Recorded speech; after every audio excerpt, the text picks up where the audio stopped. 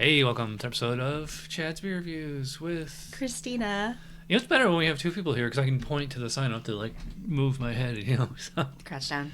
All right, so I'm continuing with my Samuel Smith's mix pack, and now we're on the Imperial Stout. I love that fancy label. I love the Very label. decorated. It's gold. It's 7% ABV, which is funny because like that's what they considered Imperial Stout like 100 years ago, or even 30 years ago. All right, so I pour it into the glass just for the shot and all that, although we have our little St. Bernardus glasses. And, it probably looks black, but it's actually like a deep brown.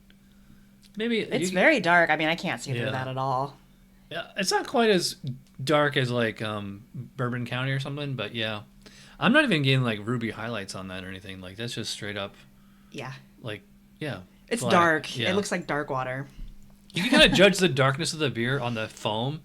And I would say, like, yeah, this is definitely kind of like a light brown foam, but I've seen, like, straight up, like, dark brown foams, It's like chocolate milk. Yeah. What do you smell? Oh, no. What? I might be getting a little bit of black licorice on this. Yeah. Which, I mean, I think that's, like, just the Sam Smith's, like, well water. It's, like, very minerally, I think. And it's also, like, their... That's right. The English ale yeast they use has like a very kind of fruity. But yeah, I agree. It's like black licorice or star anise, something like that. Yeah, some sort of dark candy. Mm-hmm. Some sort of dark fruit, maybe raisin. Yeah, I agree. Yeah, it's more fruity than it is. Like usually when we think Imperial Stout, you think like roasty. So are you getting like coffee or not at all? Anything like that? My first impression, is the fruity. Yeah, it has like an overripe fruit, kind of. Yeah.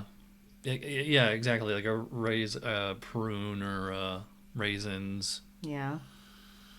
Also, I mean, I think like a tiny little bit of like a Cabernet kind of fruity kind of thing going. Yeah, I can pick that up too. Yeah, but I would not say coffee. I would not say like roasted malt. Not at all, or chocolate. I think there's like a tiny little bit of alcohol in here too. I think it's just from the yeast strain. Yeah, it doesn't smell very strong of alcohol. Yeah. Well, let's dive in. Cheers. Cheers.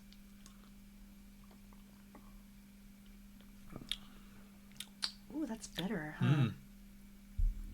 Well, it's funny, I've been drinking the Sam Smith stouts for the last few days, and it definitely has like a similar flavor to the other ones, even though this one's a lot stronger.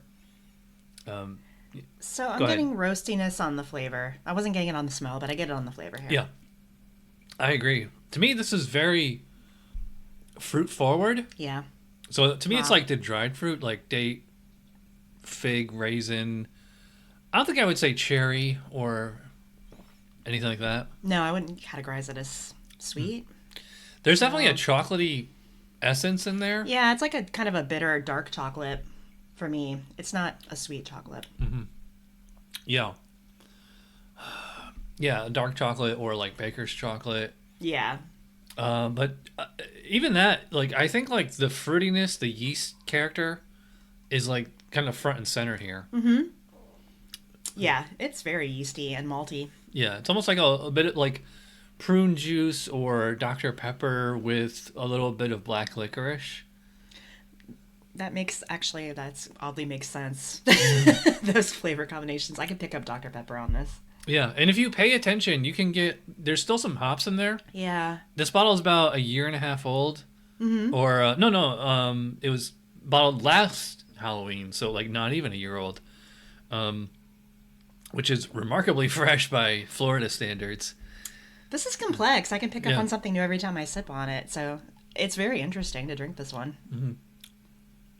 Yeah, it has a tiny little bit of like a cough medicine-y kind of thing going to it. Maybe a little bit. It's almost like the longer I'm drinking it, the less the fruitiness is kind of going away. Yeah. I would say like, yeah, I think like you're getting like a little bit of alcohol now. It's kind of probably drying it out a little. Mm-hmm. It is only 7%, which is pretty light by today's standards, but I don't know. This recipe, I believe goes back like 100 years or something like that. Yeah. Yeah, 7%. I would suspect this to be a little bit higher than that. Mm-hmm. So, interesting. Yeah, I like I get like a lovely English, to me it's just all English yeast esters. it's hard to pick up like as far as like specific English malt and hops, because they do grow their own malt and hops there in England, and like after a while you might be able to pick up on it if you've had enough. Like the name of the malt that they make in England is called Maris Otter. I don't know what otters have to do with it. But... Yeah. I'm starting to pick up on it, though, because I feel like the smell on this just smelled like an English beer to me. Yeah. So... I would prefer, I mean, I got like a little bit of roast on there, but it'd be nice like if it actually had like a more roasty flavor. It's almost like it's almost like a roast extract or something, you know? Yeah, for me it's like, I don't know, it's like a dark black coffee. Yeah. So, I'm getting it. It's really not like super bitter. I mean, it's not super sweet either. It's just a fruity flavor to it. Yeah, it's definitely more bitter than sweet. Mm-hmm. And like I said, it's kind of just like a bitter coffee. Yeah, I will say it does have like oddly enough, the hops linger on here, and it might also be like a little bit of like roasted malt lingering as well. Yeah, so I mean, it's not super sweet, but it's not super bitter. No, it's just like a happy medium. Yeah, it's a solid English beer. It's just stronger than usual. I was worried about the licorice, but I can't taste it, so this is good. They should do a bourbon barrel version of this, or whiskey or something. I can't believe they haven't by now. Like every other brewery has done a barrel aged imperial stout of some sort. Yeah, do some Jameson or something. Yeah. I think I like the oatmeal stout a little bit better than this, but this one's really solid. I'm gonna go pretty high. I'm gonna give this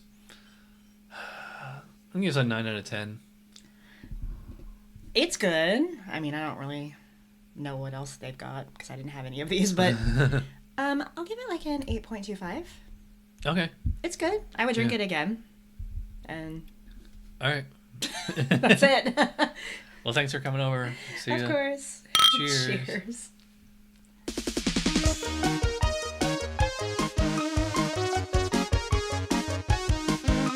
Somebody brewed it. Chad just reviewed it. Thanks for watching Chad's beer review. Trust me, the next episode will be a lot better.